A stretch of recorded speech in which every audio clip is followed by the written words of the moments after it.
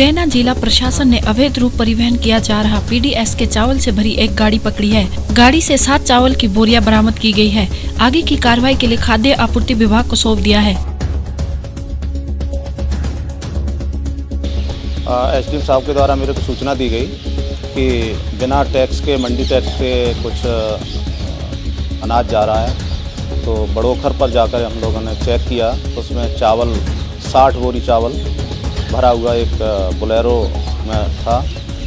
Check किया तो उसको प्रथम दृष्टया पीडीएस का लग रहा था। फिर भी हम लोगों ने वहाँ मौके पर जब्त करके भंडार को सुपुर्द कर दिया और अभी डीएफओ को, जो फूड खाद्य शाखा को, उसकी जांच के लिए दे दिया गया। सांगली के मिराज रेल जंक्शन पर all India SC/ST railway employees के पदाधिकारियों के साथ अभद्र व्यवहार करने वाले NRUM के सेक्रेटरी और चेयरमैन के खिलाफ कार्रवाई की मांग करते हुए 1 दिन की भूख हड़ताल की और रेल प्रशासन के विरोध में नारेबाजी की।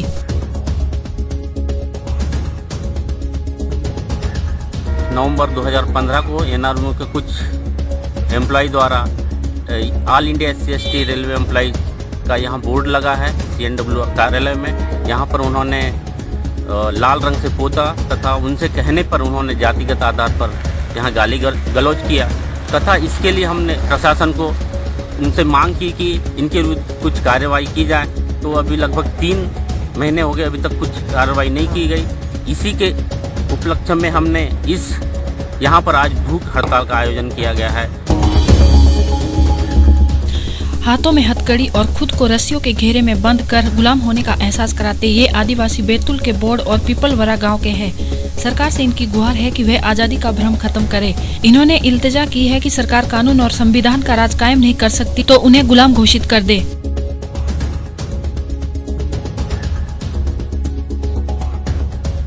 आज हम लोगों ने लल्ली चौक में भी ये गुलाम घोषित करने का ऐलान किया है और सरकार आज़ादी मिलने के बाद भी हमारे साथ जाने की मारपीट करता है, हमारा टप्पर तोड़ता है और हमको भगाता है और हमसे दारू मुर्गा पैसा मांगता है। इसलिए हम आज शासन को, कलेक्टर साहब को ज्ञापन भी दिया है कि हमको आज़ादी के बजाय हमको गुलाम घोषित करो करके हमने ज्ञापन भी दिया है और हमारे मांगे यही है कि हमको गुलाम घोषित करो। हुंगली आरामबाग महकमा के खाद्य नियामक दीप्ति बावड़ी के समक्ष इलाके के राशन डीलर एसोसिएशन के सदस्यों ने विरोध प्रदर्शन किया। वहीं दूसरी तरफ खाद्य नियामक दीप्ति बावड़ी ने जल्द ही मामले को सुलझा लेने की बात कही। আমরা যে মালটা দিচ্ছি সেটা এখন পর্যন্ত ঢুকে ওটা আসলেই পেয়ে যাবে। আমরা রিকোয়ারমেন্টও চেয়ে পাঠিয়েছি, এখন ওটা ঢুকেনি বলেই প্রবলেমটা হচ্ছে। ওটা ঢুকে যাবে এই সপ্তাহের মধ্যেই ঢুকে যাওয়ার কথা, মানে ইন্ডিয়ান মেন্টেন হচ্ছে, চলছে কাজ, কিন্তু ঢুকতেও তো একটু টাইম লাগবে, এইটুকুই প্রবলেমটা। আর যে যারা কার্ড অলরেডি পেয়ে গেছে তাদের মাল ঢুকে গেছে, যারা ছোটো কার্ডলো নতুন পেয়ে গেছে তাদের মাল এসে গেছে, তাদের প্রবলেম নয়, তাদের মাল এসে গেছে, ঢুকে গেছে। মাল ঢুকে নেই যে অ্যাডহক যেটা এক্সট্রা যাদের পুরোনো কার্ডে মাল দেওয়া হবে সেটার জন্য আমরা ইয়ে করছি, প্রসেসে আছি। আমি এখন যাচ্ছি এসডিওর সঙ্গে ডিসকাশন করব, এটা নিয়ে আমরা পাবলিকও জানাবো যে অরিজিনালি কি হয়েছে ঘটনাটা। हुंगली श्रीरामपुर स्थित इंडिया जूट मिल के श्रमिकों ने वेतन न मिलने से कारखाने के अंदर जम के तोड़फोड़ की एवं कार्यालय को क्षतिग्रस्त किया। श्रीरामपुर थाना प्रभारी नंद दुलाल घोष एवं श्रीरामपुर SDO डॉक्टर सुविमल पॉल समेत बड़ी संख्या में पुलिस बल मौके पर पहुंची एवं इस मामले में हस्तक्षेप करते हुए उनको जल्द से जल्द वेतन दिलाने का आश्वासन देने के बाद श्रमिकों का रोष शांत हुआ। इंडिया जूट मिले जा प्रस्तुति আছে দাদা, আমাদের বিল দেওয়া হয়েছে, ঠিক আছে। একদিন পর আমরা শুনতে পাচ্ছি যে পয়সা পাচ্ছি না, ঠিক আজকে পয়সা পাবো না। কেন ভাই? লক হয়ে গেছে, কোম্পানি কেস করেছে, কোম্পানি কেস করে দিয়েছে কোম্পানির উপরে। আজকে কি হয়েছে? আজকে তোমরা কি করতে? আজকে আমরা টাকার জন্য জিজ্ঞাসা করতে আসছিলাম যে আমাদের টাকা কখন পাওয়া যাবে। আপনাদের ওজেস বন্ধ হয়ে গেছে এটা নয়, ঠিক আছে। মালিকের কাছে টাকা আছে কিন্তু একটা টেকনিক্যাল কারণ আছে, যে অ্যাকাউন্টে টাকাটা ঢোকে সেই অ্যাকাউন্টটা ফ্রিজিং আছে বলে ওই অ্যাকাউন্টে টাকাটা ঢুকতে পারছে না, সেটারও একটা টেকনিক্যাল গ্রাউন্ড আছে। হাইকোর্টে একটা কেস হয়েছে বলে, তো এটা হাইকোর্টে কালকে হিয়ারিং আছে। কালকে ম্যানেজমেন্ট ওই হিয়ারিংটা হয়ে গেলে ওখানে যেটা ডিসিশন হয় তারপরে বিকেলে আপনাদেরকে ডেট বলবে। ডেট উনি আজকে বলে দিতে পারে, কিন্তু সেই ডেটে যদি বিল পেমেন্ট না হয় তাহলে একটা বিশ্বাসের ঘাটতি ঘটবে, ঠিক আছে। যে ম্যানেজমেন্টের সাথে আপনাদের যে বিশ্বাসের সেটা একটা ঘাটতি ঘটবে, ওই জন্য উনি ডেট বলতে চাইছেন। ডেট তো একটা খুশি বলে দেওয়া যায়। Good health is humanity's birthright. Baba Ramdev's Patanjali Herbal Food and Cosmetic Products.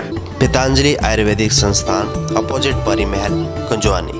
विश्व का सर्वश्रेष्ठ आयुर्वेदिक संस्थान पतंजलि आयुर्वेद।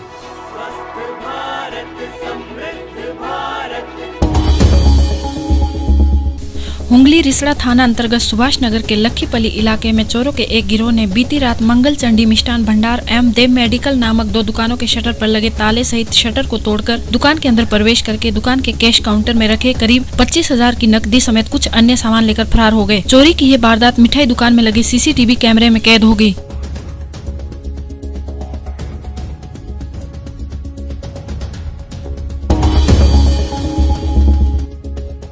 दिल्ली के JNU में पिछले दिनों देश विरोधी नारेबाजी लगाकर देश को तोड़ने की बात करने वालों के खिलाफ नरेंद्र मोदी टीम के पदाधिकारियों ने हस्ताक्षर अभियान शुरू किया है।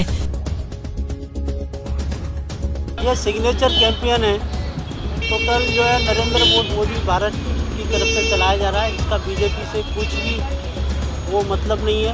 लोगों की राय जान के खाली भारत की सरकार को हम जो है अपनी राय देना चाहते हैं, आम जनता की राय देना चाहते हैं कि लोग JNU में जो हुआ देश तोड़ने की, अफजल गुरु को बरसी मनाने की, उसको शहीद बताने के लिए उन लोगों ने जो देश के विरुद्ध नारे लगाए उनके खिलाफ में वहाँ की दिल्ली पुलिस ने कार्रवाई की है कन्हैया के खिलाफ में। लेकिन कुछ लोग अपनी राजनीतिक रोटियां सेकने के लिए गलत बता रहे हैं कि उन लोगों ने कुछ नहीं किया, ऐसा नहीं किया। तो हम लोग आम जनता की राय जानना चाहते हैं। उत्तरपाड़ा थाना अंतर्गत कोनगर के चक्रवर्ती नगर इलाके में तालाब में डूबने से सौम्यदीप सरदार एवं विजय दास नामक 2 बच्चे की मौत हो गई। पुलिस सूत्रों के अनुसार दोनों बच्चे मंगलवार की सुबह अपने घर से खेलने के लिए निकले थे। इन दोनों बच्चों के शव एक स्थानीय तालाब से बरामद किए गए।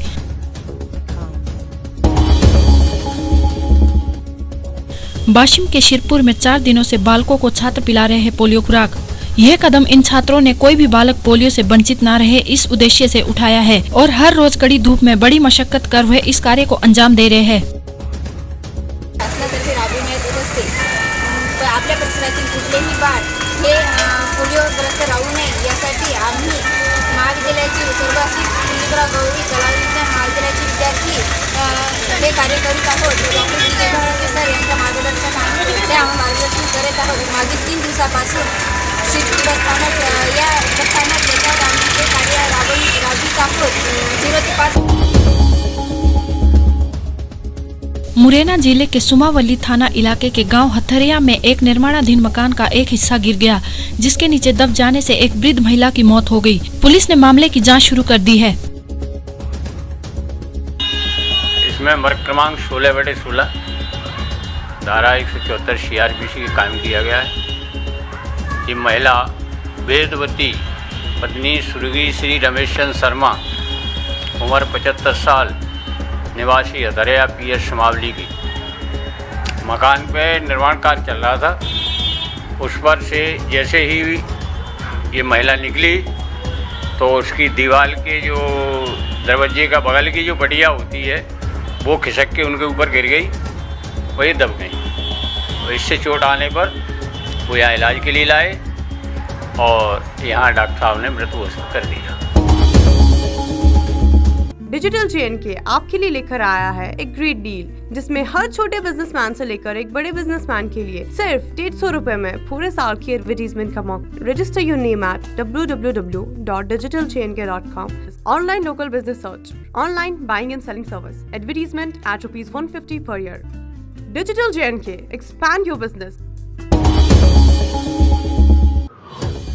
कल्याण स्वाभिमान संगठन के अध्यक्ष नितेश राणे ने सरकार महाराष्ट्र की और देश की आर्थिक परिस्थिति गंभीर है, उसमें सुधार लाने वाला बजट लाने की मांग की। आम आदमी को टैक्स की वजह से कोई दिक्कत ना हो और सरकार ने जो वायदे आम जनता को किए हैं उसे पूरे करने की कोशिश करने को कहा। जो बड़े वायदे मोदी जी ने इलेक्शन के टाइम पे किए उसको पूरा करने का कोशिश तो करे, वरना सिर्फ झूठ बोलने वाला पंतप्रधान हमको मिला है यही सिद्ध हो जाएगा।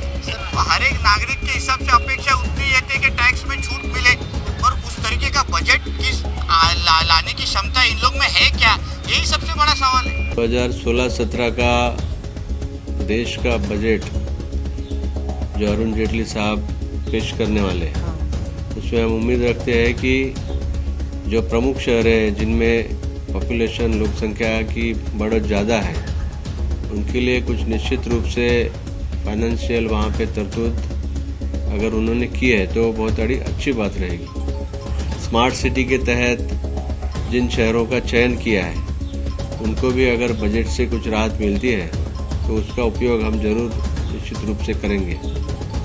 और जाते जाते जो टोटल बजट है उसमें रेलवे भी हमारे लिए बहुत मायने रखती है। तो जो सबस के रेलवे पैसेंजर्स हैं उनके लिए अगर वो कुछ रेल बजट में भी कुछ प्रावधान रखते हैं तो निश्चित रूप से ठाणे डिस्ट्रिक्ट में इसकी बहुत सही तरह से उसका उपयोग किया जाएगा।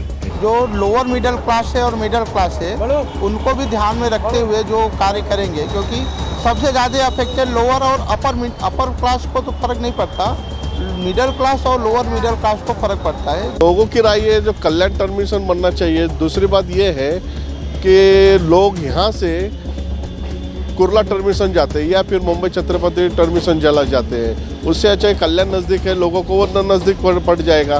तो कल्याण स्मार्ट सिटी होने के कारण ये टर्मिनेशन भी होना चाहिए। बजट में तो बहुत कुछ अपेक्षा है। यहाँ पे क्रॉसिंग का तकलीफ है, यहाँ पे एक्सीडेंट बहुत होते हैं, यहाँ पे ब्रिज सुविधा नहीं है, यहाँ पे क्रॉसिंग के टाइम पे पब्लिक हॉर्न बजते हैं तो भी देखते नहीं है, फिर भी ऐसे भागते हैं।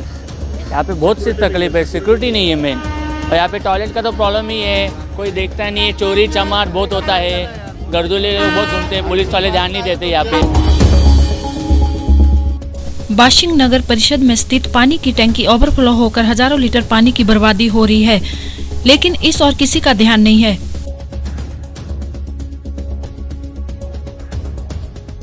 वाशिममध्ये पाण्याची टंचाईचा भरपूर वातावरण खराब आहे आणि प्रत्येक ठिकाणी वाशिममध्ये कोणत्याही व्यक्तीला पाण्याची व्यवस्था मिळत नाही आहे। दर 15 दिवसांनी वाशिममध्ये पाण्याचा पुरवठा होत असून मागील माझ्या पाठीमागे जी टाकी आहे त्या टाकीमधून किती लाखो लिटर असं पाणी वाहत जात आहे आणि त्या पाण्याचं कोणत्याही प्रकारे नियोजन नसून नगरपालिका यासाठी सर्वस्वी जिम्मेदार आहे। आणि ही नगर परिषदच्या टाकीमधून लाखो लिटर पाणी वाया जात आहे। ही टाकी माझ्या मागे आहे, कमिटीमधली टाकी माझ्या मागे आहे। याच्या पाण्याचा दुरुपयोग होत आहे आणि नागरिकांना दर 15 दिवसांनी नळ येत आहे।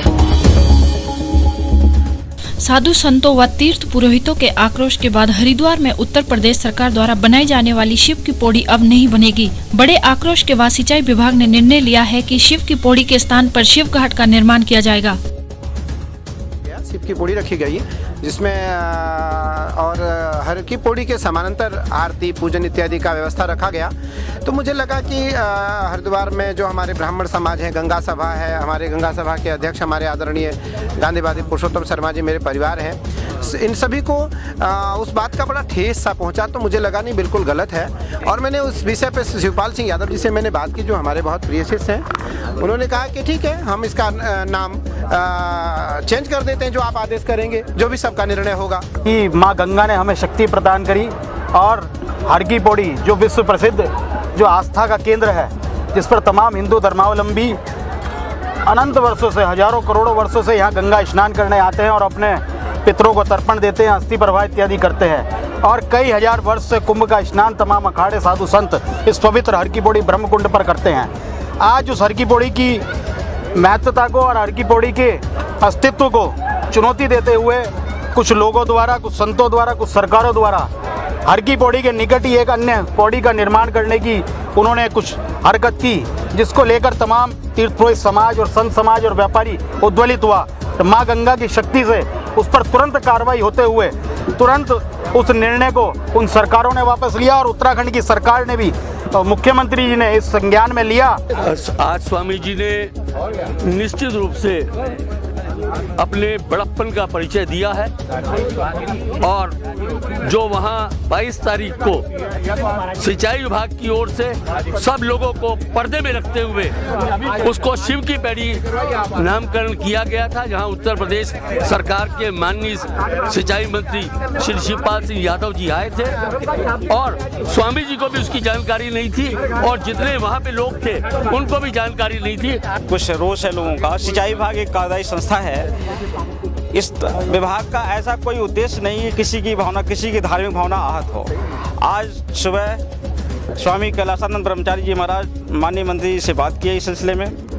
माननीय मंत्री जी ने कहा कि जो वहाँ संतों की जो इच्छा हो उसके अनुरूप कर दिया जाए। तो माननीय आज निर्णय हुआ कि इसका शिव की पौड़ी की जगह इसका नाम शिव का घाट रख दिया जाए। यूपी में दिल्ली से सटे यूपी के बुलंदशहर में 15 साल की किशोरी को दिन दहाड़े 2 दबंगों ने घर में खींचकर बलात्कार किया और जब पीड़िता अपने परिजनों के साथ थाने शिकायत लेकर पहुंची तो दबंगों ने अपने 4 साथियों के साथ मिलकर पीड़िता के परिवार को जमकर पीटा। पुलिस भी दबंगों के आगे नतमस्तक दिखी। परेशानी ये है जी सर, हमारे उस दिन क्या नाम है मेहमान आ रहे थे। मेहमान आने के बाद में हमारी लड़की जैसे पानी लेने के लिए गई तो बराबर में उनके शफकत है उनका नाम, हमारी लड़की पानी ले गई तो पहले से ही उन्होंने लड़का अंदर बंद कर रखा। उन्होंने क्या नाम है हमारी लड़की ले जाके खींच के उन्होंने बंद कर दी।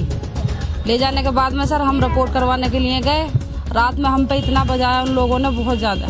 सुनिए, उसमें नाजिम है और सदाकत है और खालिद है।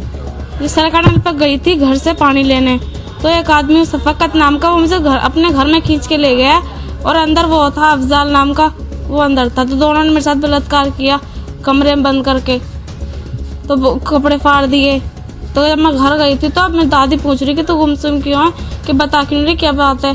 मैंने ऐसे बताया कि दादी उन दोनों ने मेरे साथ ऐसे किया है। तो दादी पुलिस स्टेशन आई तो उन्होंने वो पता नहीं क्या कह के कार्रवाई कुछ नहीं की, तो इससे कह रही